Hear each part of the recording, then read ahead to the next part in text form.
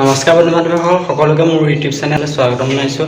আজি মই বৰ্তমান উপস্থিত আছোঁ ডিফু পুলিচ ৰিজাৰ্ভ ফিল্ডত, য'ত অনুষ্ঠিত হৈছে অসম আৰক্ষী ABUB পোষ্টৰ বাবে পৰীক্ষা।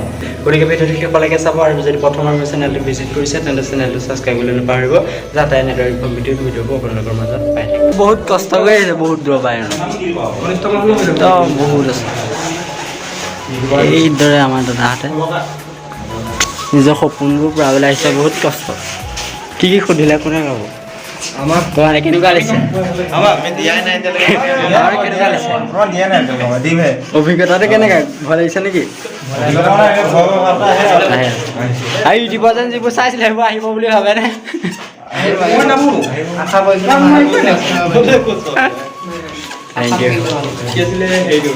তেওঁলোকে ক'ব সবিশেষ সেই ভিডিঅ'টোৰ জৰিয়তে। কওকচোন দাদা, আপুনি কেনেকুৱা ধৰণৰ প্ৰশ্ন পাইছিলে তাত?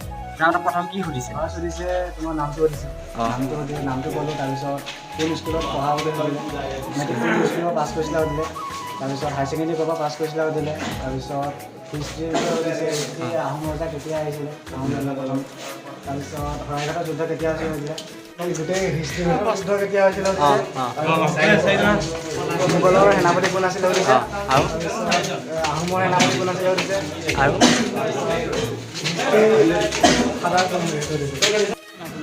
তোমাক কি সুধিলে কোৱাচোন?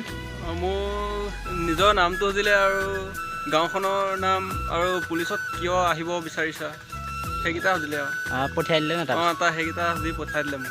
কিছুমানৰ ধৰি লওক নামটো সুধিছে, কিয় আহিব বিচাৰিছে, এইকেইটা আপোনালোকে মনত ৰাখিব, কিয় আপুনি পুলিচত যাব বিচাৰিছে, আৰু নামটো স্পষ্টকৈ মনত ৰাখিলে ভাল হয়। আৰু আপুনি মেট্ৰিকত কিমান পাইছিলে, তেনেকুৱা ধৰণৰ প্ৰশ্নবোৰ আপোনাক সুধিব পাৰে। এনেকুৱা ধৰণৰ সুধিছে, কিছুমানে সুধিছে। ভয় কৰিবলগীয়া কিবা আছে নেকি? ভয় কৰিবলগীয়া একো নাই, জাষ্ট নৰ্মেল প্ৰশ্নকেইটা জানিলেই হ'ল। কনফিডেন্স থাকিলেই হ'ল আৰু চাগে ন? কনফিডেন্স থাকিলে হৈ গ'ল।